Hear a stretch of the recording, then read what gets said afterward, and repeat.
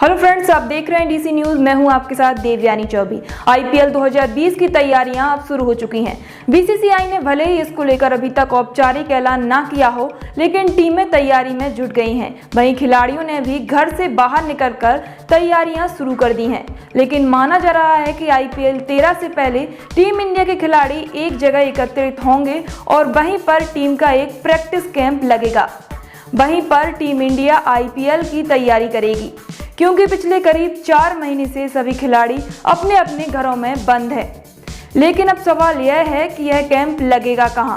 पहले कहा जा रहा था कि यह कैंप बेंगलुरु में एनसीए में लगेगा। हालांकि बेंगलुरु में कोरोना का कहर काफ़ी ज़्यादा है। लेकिन फिर कहा गया था कि यह कैंप हिमाचल प्रदेश के धर्मशाला में लगेगा। लेकिन अब दोनों जगह पीछे छूट गई हैं। माना जा रहा है कि अगर आईपीएल यूएई में होगा तो फिर भारत में अलग अलग जगहों से खिलाड़ियों को लाकर एक जगह एकत्रित करने की बजाय कैंप भी दुबई में ही लगा दिया जाए।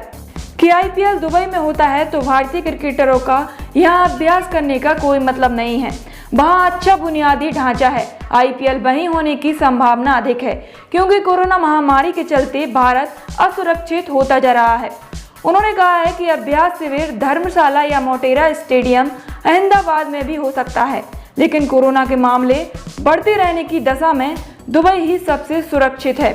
लेकिन अब एक खास बात यह है कि क्या टीम इंडिया इस कैंप में पूर्व कप्तान MS धोनी शामिल होंगे, तो शायद इसका जवाब ना में ही होगा, क्योंकि यह पहले ही साफ है कि बीसीसीआई जुलाई के मध्य से या फिर अगस्त की शुरुआत से सेंट्रल कॉन्ट्रैक्ट में शामिल खिलाड़ियों के लिए ही कैंप शुरू करने की प्लानिंग कर रही है। और आप तो जानते ही हैं कि MS Dhoni central contract list से शामिल नहीं है। उन्हें इसी साल जनवरी में इससे बाहर कर दिया गया था। तो क्या फिर यह पक्का माना जाएगा कि MS धोनी टीम इंडिया के इस कैंप में शामिल नहीं हो पाएंगे अगर कैंप दुबई में लगता है तो? लेकिन माना जा रहा है कि अगर कैंप शुरू होता है फिर इसमें बाहर भी कुछ खिलाड़ी शामिल हो सकते हैं। अभी कुछ ही दिन पहले भारतीय चयन समिति के पूर्व अध्यक्ष MSK प्रसाद ने कहा था कि अगर T20 विश्व कप होता है तो MS धोनी को बुलाया जा सकता है। लेकिन आईपीएल सितंबर से नवंबर तक तभी हो पाएगा जब सोमवार को ICC का ऐलान कर देगी कि इस साल का T20 विश्व कप नहीं होगा। इसके साथ ही MSK प्रसाद ने तब यह भी कहा था कि अगर टीम इंडिया का कैंप किसी द्विपक्षीय सीरीज के लिए लगता है तो चयन समिति अलग तरीके से सोच सकती है। उन्होंने कहा था कि मुझे नहीं पता था कि T20 विश्व कप हो रहा है या नहीं।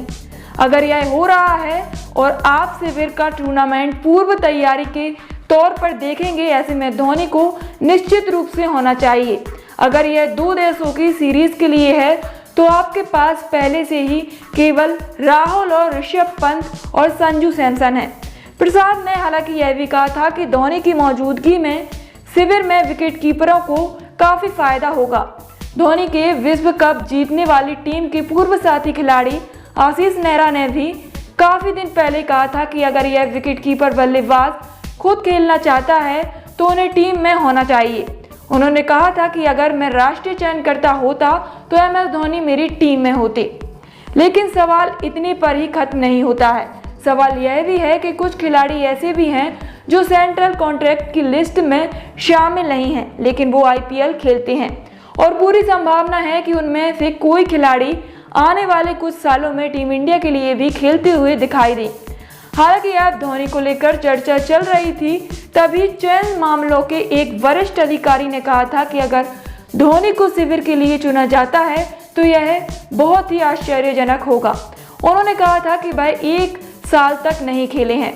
आपको उनकी फिटनेस के बारे में पता नहीं है, वह केंद्रीय अनुबंध में नहीं है और पिछले साल वेस्ट इंडीज के खिलाफ T20 के लिए भी उन्हें नहीं चुना गया था। इतने के बाद भी अगर उन्हें शिविर के लिए बुलाया जाता है तो यह आश्चर्यजनक होगा। MS धोनी के बारे में आपका क्या कहना है? उन्हें टीम में लिया जाना चाहिए या नहीं? अपना सुझाव कमेंट करके जरूर बताएं। चैनल को सब्सक्राइब करें। मिलते हैं अगली वीडियो में, तब तक के लिए नमस्कार।